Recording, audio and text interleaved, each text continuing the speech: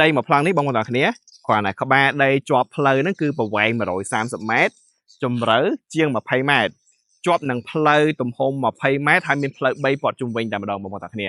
អញ្ចឹងទីតាំងដីមួយប្លង់នេះគឺមានទីតាំងនៅជិតនឹងផ្លូវព្រៃត្រសេកក្បែរនឹងទន្លេនៅក្នុងខណ្ឌជយវ៉ាតែម្ដងដែលមានតម្លៃត្រឹមតែជាង$300តែប៉ុណ្ណោះ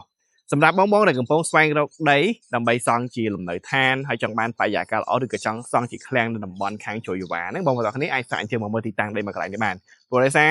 ទំហំនេះស្អាតមែនតើហើយតម្លៃនេះក៏ជាតម្លៃពិសេសដែរព្រោះដោយសារវាបានជាប់ផ្លូវ3ផ្លូវនេះ20ម៉ែត្រផ្លូវ